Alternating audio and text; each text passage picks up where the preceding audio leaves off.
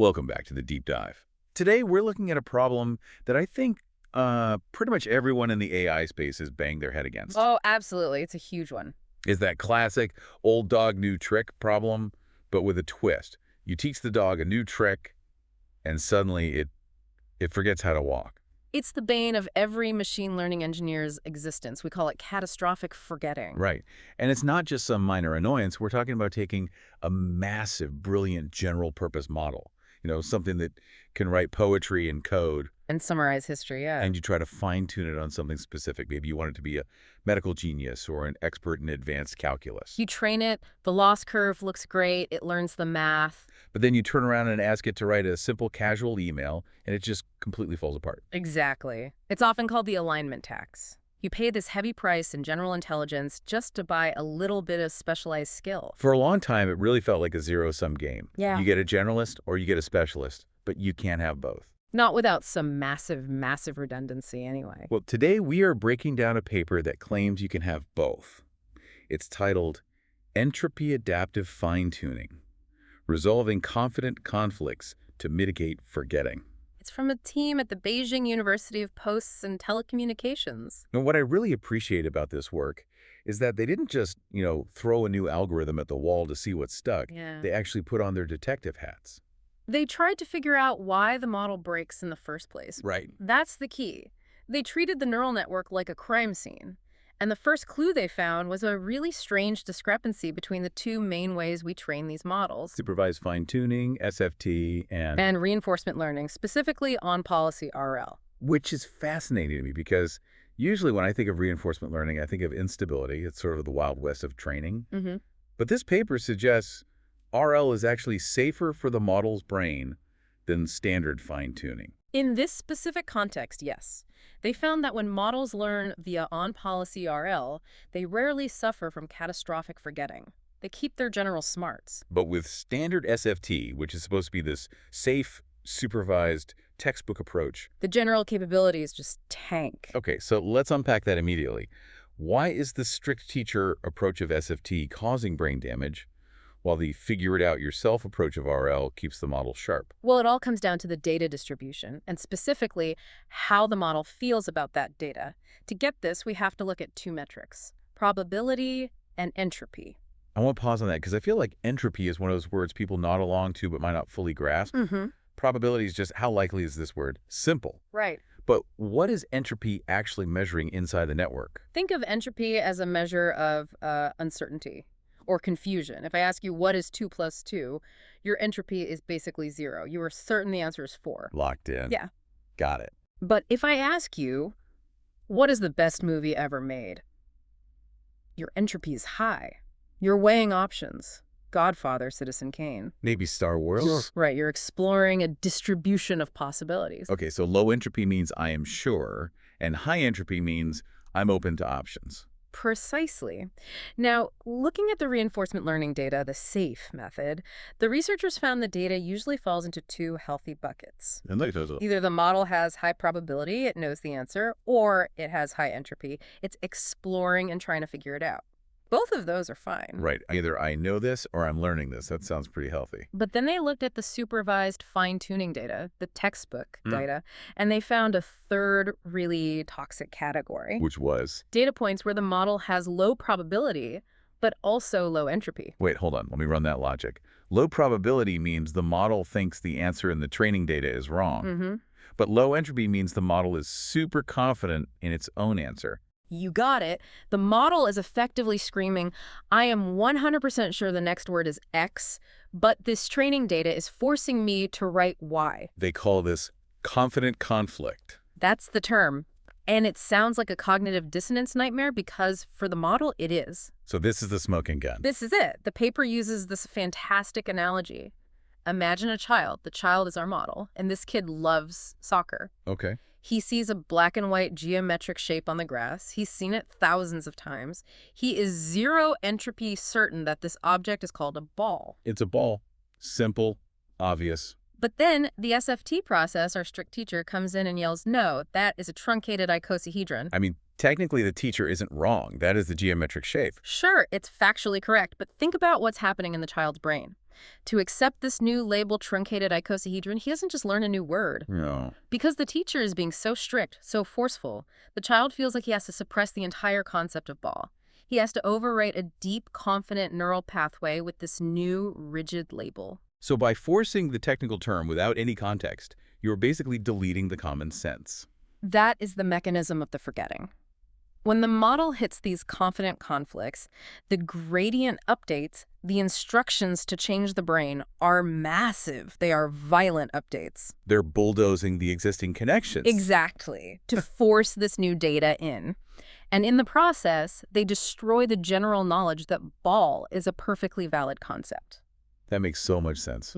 It explains why the model gets dumber, generally. Right. We're not just adding info. We're actively destroying old info because it conflicts. Right. Did they have any proof of this beyond the math? They did a qualitative analysis, yeah. They generated word clouds. The high-entropy tokens, the healthy ones where the model was unsure, were usually reasoning words. Depends, assume, therefore. Words that show it's actually thinking. And the confident conflict tokens, what do they look like? They were rigid. Specific names, weird syntax, rote memorization. It's the difference between teaching a student to think critically versus forcing them to memorize a phone book. One expands the mind, the other just crowds everything else out. Okay, so we have our villain. Confident conflicts. How do we fix it? Wow. Because my engineering brain immediately goes to, if these data points are toxic, just delete them. You are thinking exactly like the researchers. That was their pilot study. They said, what if we just identify the bottom 15% of tokens, the most conflicting ones, and just mask them out? So just don't train on them. Yep. And did it work? Did it save the model? It did. The catastrophic forgetting completely stopped. The general capability stayed perfectly level. I feel a but coming, because if you just delete the hard stuff. You're right on the money. If you ignore the difficult data, you don't learn the new task. If you never force the kid to say truncated icosahedron, he never learns advanced geometry. So you save the generalist, but you failed to build the specialist. It's throwing the baby out with the bathwater. We need the model to learn the new term. We just don't want it to have a nervous breakdown while doing it. Okay, so that brings us to the actual solution. Enter Entropy-Adaptive Fine-Tuning, or EAFT. EAFT. So how does this thread the needle? Instead of a hard cut, learn or don't learn, EAFT uses a soft gating mechanism. Think of it like a volume knob for the learning rate. And that knob is controlled by the model's own entropy. The model's uncertainty controls how hard it learns. Exactly. Let's take two scenarios. Scenario A, high entropy. The model is exploring, it's uncertain. EAFT sees this and cranks the volume up. It says, you're confused, so pay attention. This is important. Right. I don't know this, so I need to learn it. Okay. Now, scenario B, the danger zone, low entropy. The model sees the soccer ball, it's screaming ball internally, but the data says truncated icosahedron. This is the conflict. Right. EAFT detects that stubbornness, that low entropy, and it automatically turns the volume down. It lowers the weight of the loss for that specific token. Significantly. It effectively says, okay, I see you have a strong prior belief here. We are not going to force you to destroy it. We're just going to give you a gentle nudge. So it prevents that violent bulldozing of the weights we talked about. Gentles is the perfect word. The paper has this visualization of the gradient landscape, a heat map of how hard the training is pushing. Yeah. In standard SFT, the conflict zone is dark purple, aggressive, heavy updates. With EAFT, that same zone is a pale yellow. It's calm. It protects the existing knowledge while still letting the new information seep in. But hold on, I have to play devil's advocate here. Please do. If we turn down the volume every time the model disagrees, aren't we just reinforcing its biases? What if the model is confidently wrong? Like if it thinks 2 + 2 = 5 and it's super confident, EAFT is going to say, whoa, easy there, don't push it too hard. Yeah. Won't that stop it from learning the truth? You have hit on the single biggest limitation of this method. You are absolutely right. So it's a real issue. Yes, if the model is confidently wrong, if it's hallucinating, EAFT will actually protect that hallucination because it sees the low entropy and assumes the model knows what it's doing. So the authors are clear about this. It's very clear.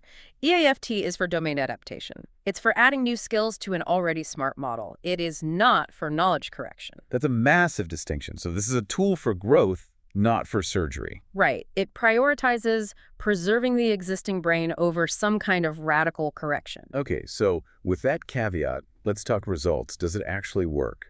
They tested this on some serious models, right? They did. Quen and GLM model families, up to 32 billion parameters, and across 3 very different, very rigid domains. Which were math, medical, and agent tool use. So what did the scoreboard look like? Pretty impressive. First, on general capabilities benchmarks like MMLU that test common sense and reading comprehension. With standard SFT, those scores usually plummet. They do. With EAFT, the line was almost flat. The general intelligence was preserved. Okay, so it didn't get dumb.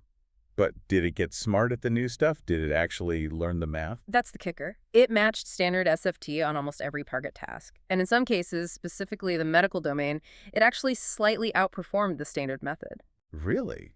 That is surprising. Why would being gentle make it better at the new task? You'd think aggressive training would be faster, right? But think about the soccer ball analogy. When you bulldoze the brain with SFT, you destabilize the whole network. Okay. EAFT lets the model integrate the new medical terms into its existing reasoning structure rather than trying to replace that structure with a medical dictionary. It's integrating rather than overwriting. We call that a Pareto improvement, right? Exactly. It's the have your cake and eat it too scenario. You improve one thing without making something else worse. No, I saw they compared this to some other methods, something called DFT, and the big one, SFT-KL. Right. So DFT, dynamic fine-tuning, it tries something similar, but it only uses probability. And as we said, probability can't tell the difference between I'm confused and I'm stubborn. You need entropy for that. You need entropy. So EAFT consistently beat it. And KL regularization. That's kind of the industry standard. SFT-KL works well, but it has a huge cost. You have to keep a full copy of the old reference model in memory to compare against.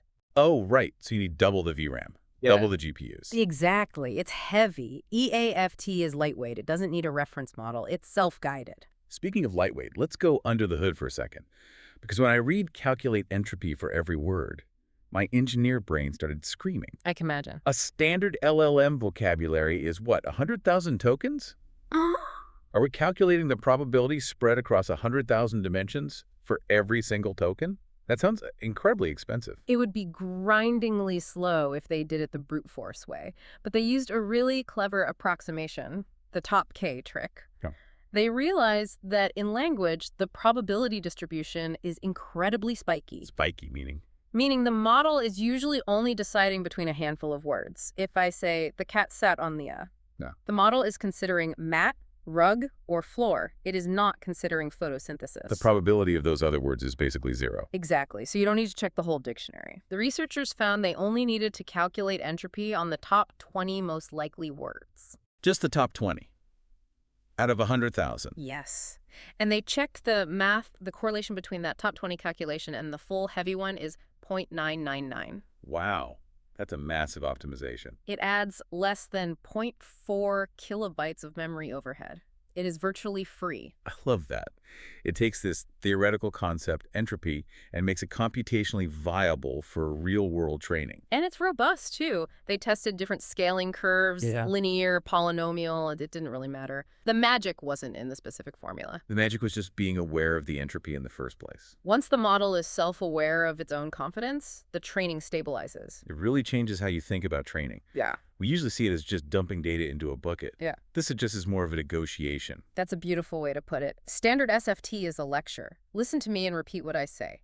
EAFT is a dialogue. It respects what the listener, the model, already knows. Which brings me back to that confident conflict idea. It feels so human. How so? Well, think about arguing with a stubborn friend or a teenager. If they have a deeply held belief and you just scream facts at them that contradict their worldview, what happens? They dig in, they get defensive, or they just tune you out. Catastrophic forgetting of the relationship. Exactly. But if you acknowledge what they think and gently nudge them, I see why you think it's a ball. That makes sense. But in this class, let's look at the vertices. You get alignment without destruction. It seems our neural networks are mimicking our psychology more than we realize. It really makes you wonder if our education systems could learn a thing or two from this paper. Maybe we need entropy-adaptive teachers. I think the best teachers are already doing that intuitively. But now we have the math to prove why it works. Something to chew on. Mm-hmm. As always, you can find the full paper, Entropy-Adaptive Fine-Tuning, in our show notes. If you are training models and fighting that forgetting curve, this is definitely worth your time. Always a pleasure. Thanks for diving in with us. We'll see you on the next one.